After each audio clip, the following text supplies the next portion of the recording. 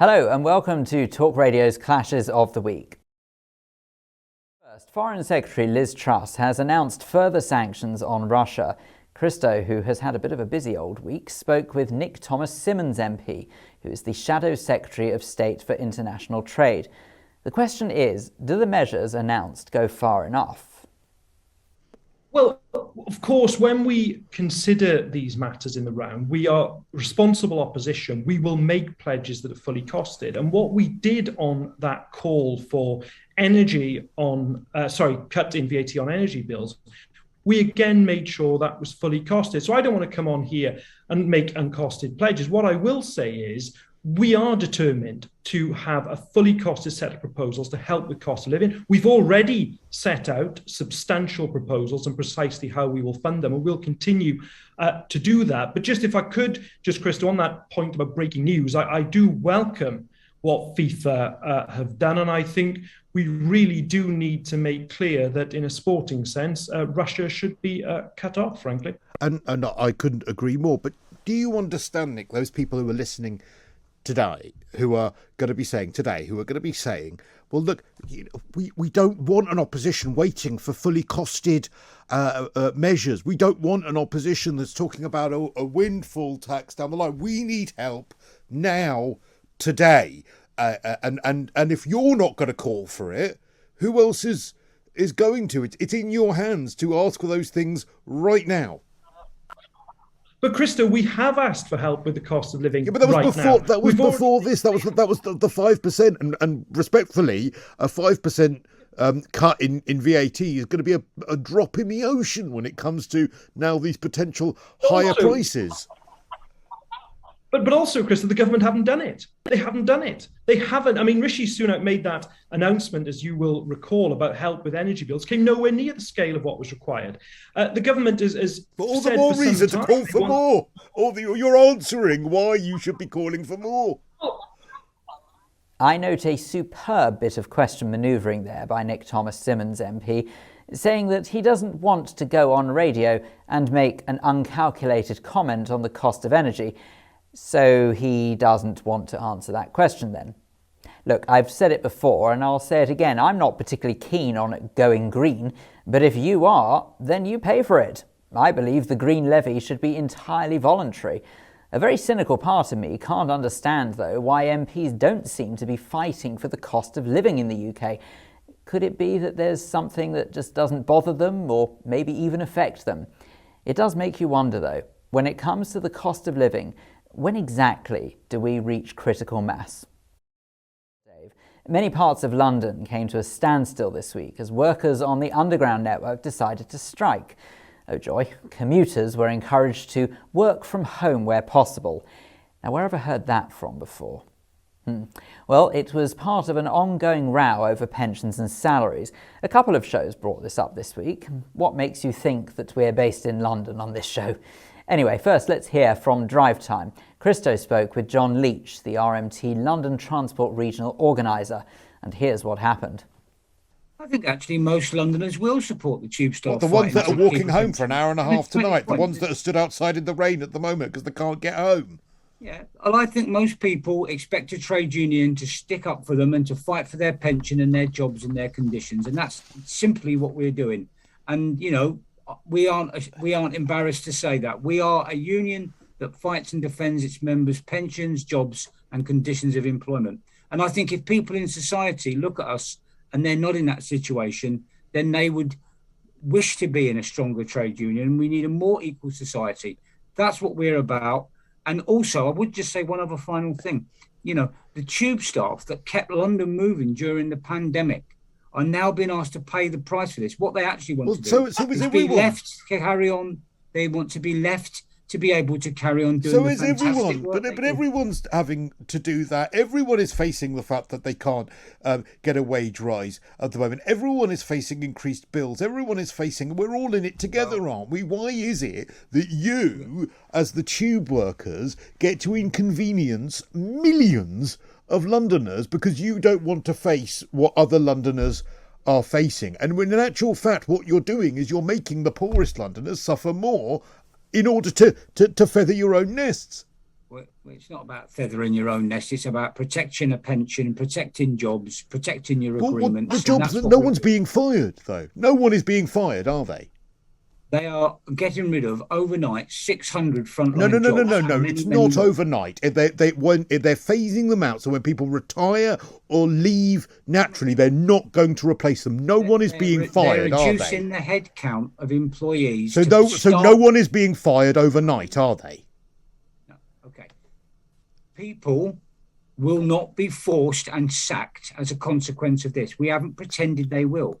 But you just said that they're going to get rid of 600 staff overnight. 600 positions have been announced to be abolished. Like that, like the 200. No, not like that. It will be when people start retiring, people leave off their own accord, and they won't be replaced. With the greatest respect, you're not right. No, you're not right. The company, London Underground, have told us that 600 frontline station staff positions are going to be abolished.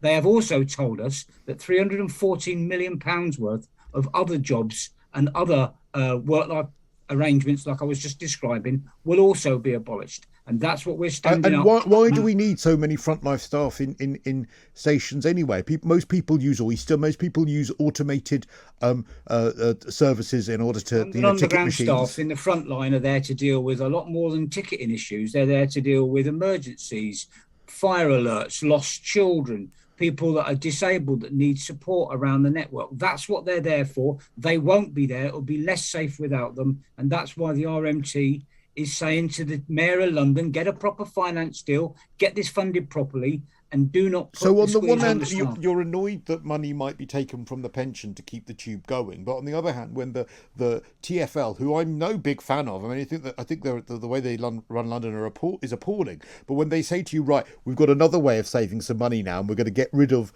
some of the staff that we don't see as needed, you also say you object to that. So yeah, we do object to that. Do you understand why people might listen to this and say, well, hang on, what would you be happy with? Things change, jobs change. What we would be happy with would be for the tube to be financed properly by the government, and that for the Mayor of London should be allowed to run TfL in an effective way with the money that's needed to do that.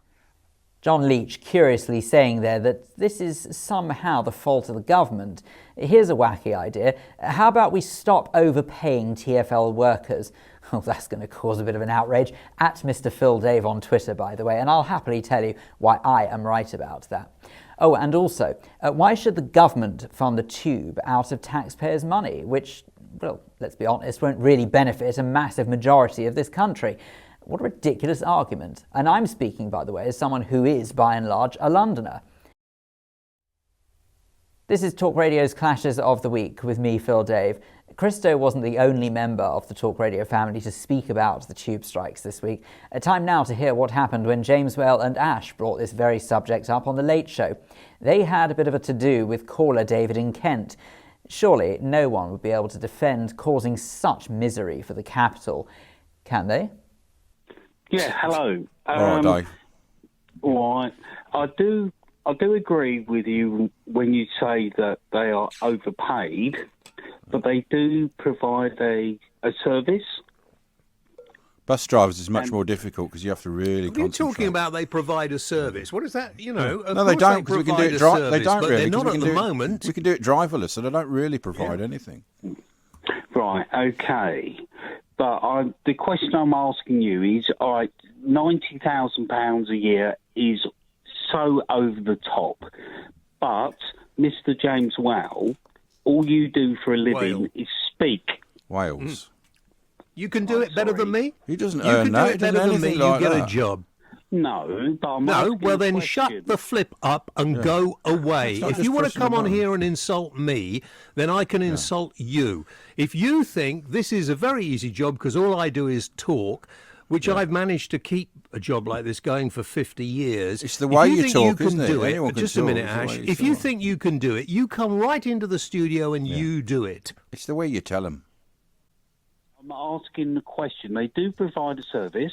Oh, you're a stupid man. They don't. We can do it with robots. Provide anything. Automated. The DLR. In fact, Ash and I could do their job. The only reason they're paid 90 grand is because they can hold us to ransom. I can't help but observe that David was calling from Kent, so one would assume he hasn't had to suffer the misery that I, along with many other Londoners, have had to endure this past week, and for that he should count himself as terribly lucky. 2 hours to get home. Anyway, what I find staggering about this whole debacle over the underground network, and brace yourself, this is the geeky part of me, is that the vast majority of the TfL rolling stock is actually geared towards automation. Yes, the trains are actually capable of self-driving. Now, I realise that that's quite a scary prospect when you say it out aloud, but when you consider that the Docklands Light Railway, also in the capital, has been automated for years, it's not beyond the realms of possibility. And furthermore, if TfL is on the brink of bankruptcy, like we hear time and time again from our oh-so-useless nightmare of London, Sadiq Kant, then might I suggest what a brilliant way to start saving some money, sack all of the ungrateful tube workers who clearly don't want to be there, and those that do are clearly just greedy. And there you have it. You've saved yourself a fortune.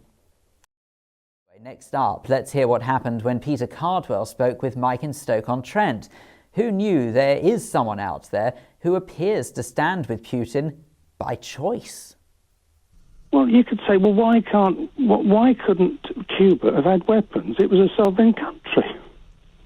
I mean, that's a fair point, but you're comparing something. You. I mean, that's a fair point, but things are different. But we're dealing with here and now. We're dealing with the present. The other point, which never gets mentioned in this charade, this hysteria that you're following along with, like every other media that I've come across, is Russia wants to reinvent the Soviet Union. That's rubbish. The last person that wants to invade Ukraine is Putin. What? Sorry, Mike, that's nonsense. That is nonsense. Sorry, Mike, that is absolute nonsense. He has invaded Ukraine. That is what he has done. That is a fact. He didn't want to do it. He had to do it. He had to do it. Why did he have to do it? Why did he have to kill people? Why did he have to kill civilians? Why? He doesn't want to kill anybody. Oh, come on. That's nonsense. So, yeah, right. So, as I was saying, when there was this coup in 2014, as soon as Poroshenko came to power, he started shelling the separatists. Would we, if Scotland declared independence, would England shell Scotland? No, we wouldn't. But again, you're making another comparison. You're sorry. I want to get back to your point where you're saying Vladimir Putin doesn't want to invade. Do you feel he's been forced to invade? He ran out of options. NATO gave him nowhere to go. They're glad he's invaded because now there'll be a bonanza for American companies to make more and more arms for NATO to supposedly keep Russia at bay, when they didn't want to invade anyway. They haven't got the money to spend on invasion. They didn't want to do this. Okay, all right. Right, let's move on before I say something that will get me taken off air. Our next caller this week spoke with James Whale and Ash. The dynamic duo of The Late Show had a couple of run-ins with callers, actually. And first, this is what happened when Lucy in Derby called. One of the problems, I think, is that there's not much independent journalism coming out of the country at the moment, which is making it difficult. It's weird, isn't it? There's not a lot on Twitter either. You'd think there'd be loads on Twitter but there's not much from Ukrainians, and there's not a lot on there, is there?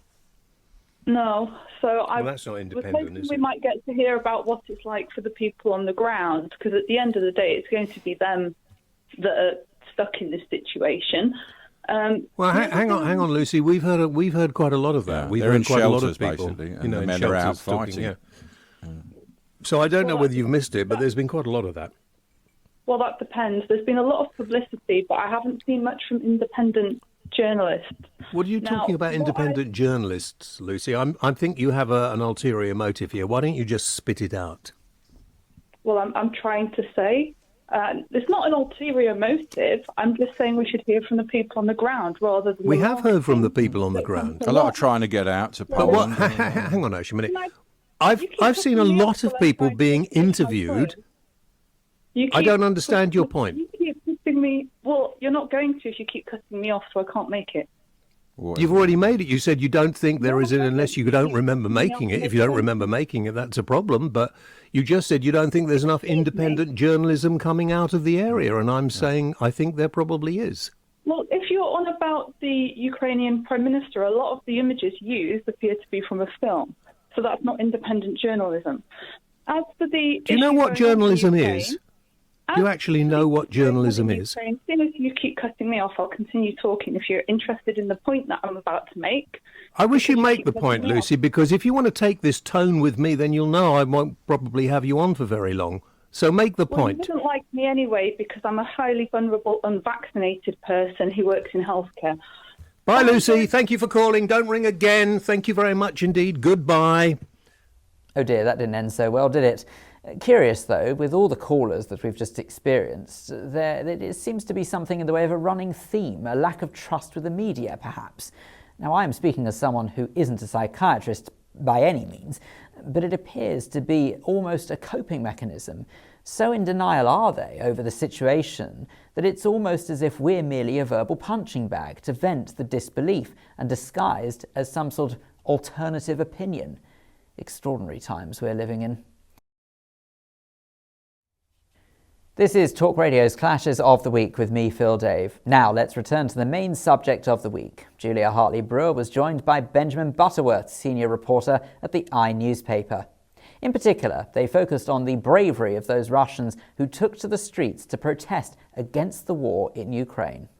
But there is still this balance. I mean, again, I keep watching the world saying this is outrageous. And we talked a little bit earlier with the Security Minister, Damien Hines, about sort of these battles over information and disinformation and fake news and control of the internet, of social media, control of mainstream media, what people are seeing, what information they get, how do you verify it, but also the right to protest, the right to peacefully have your say. Frankly, I think it's a bit rich of the West to say, oh, this is outrageous, how outrageous we can do this, when we had the West pretty much silent, world leaders silent, when Justin Trudeau sent in people to deal with the peaceful protests. Yes, pain in the backside, I'm sure they were for the people of Ottawa when you have hundreds and hundreds of truckers move in. But nevertheless, civil disobedience, a peaceful protest, freezing their assets, freezing the assets of people who even so much as give food or donate $10 to those truckers. I know that the battle in Ukraine is very different,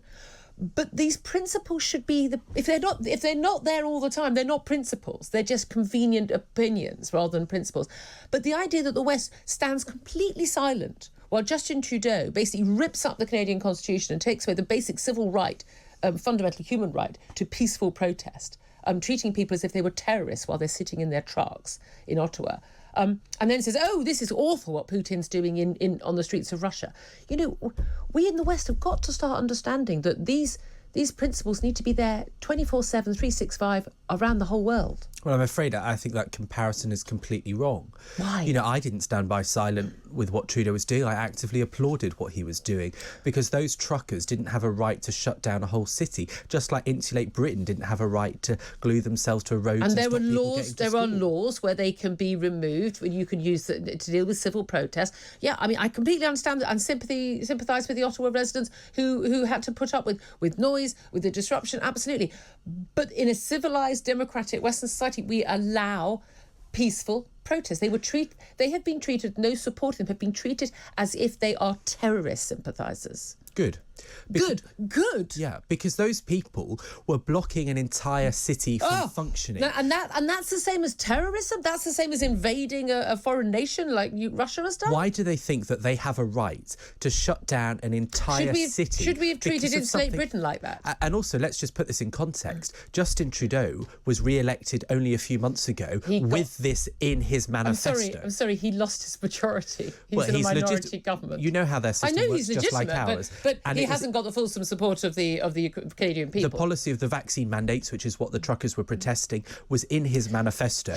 And that is how democracy works. And Russia is not a democracy. It isn't. When Extinction Rebellion were blocking, main thoroughfares in London and Insulate Britain, blocking M25 in the last few years, should we have frozen the assets of anybody who supported them and them? Should we have done that to them? To the people that were gluing themselves to the road persistently, yeah, sure. Anything to stop them. Anything to stop them. Let's just throw them in prison for years on end, treat them as terrorists. I don't agree with their aims, I don't agree with their methods, But unless they are breaking specific existing laws on and when the police tell you to move, you have to move. That's very different. I find it extraordinary that you don't understand how important the right to protest is in a democracy. I do. But only when you agree with it. There is a very clear... No, because I would agree with the Extinction Rebellion aims. I just disagree with the means. There is a very clear difference between people who go on a march and have placards and make peaceful, commentary, or even noisy commentary for that matter. And that's something that's currently being questioned in Parliament at the moment. I think you should be able to disrupt with noise and things. But to shut down infrastructure and the ability of other people to lead their own lives, whether it's Insulate Britain or Canadian truckers, is wrong. That isn't comparable to Russia. And there are laws in place for them to take action against that. But they didn't involve needing to treat people as if they were terrorists or shutting down and attempt to seize the money of those who were donated to that cause. We're not talking about funding ISIS here. We're talking about truck drivers who don't think that people should be forced to have a vaccine. I don't think the ambulances or people in rushes to get across bridges in Ottawa appreciated the truck divers who intentionally blocked those bridges. But we're talking about in the context of Russia, and people that hold no to war signs, children. Their right to do that is nothing like the truckers blocking roads in Ottawa. They have clearly a right to do that, as anyone in Ottawa would have to hold signs. The point is in Russia they don't have a right to do that. But when the West does not defend the right of their citizens to hold peaceful protests and civil disobedience, we then lose the moral authority to argue against countries like Russia and many other countries that don't allow it. I think it's a totally unfair comparison. We do defend, not maybe enough sometimes, but we do defend the right to protest. We're saying that people should be able to do in Russia is absolutely allowed and regular in parts of the world like Britain and Canada. Can I just say, he's a generation younger than me. My God, I fear for my country. I really, really do. Now, I can't say that I stand by Justin Trudeau's actions when it comes to the truckers in Canada. I do understand what Julia is getting at, though, when she speaks of the double standards, but I'm slightly struggling to see the comparison here.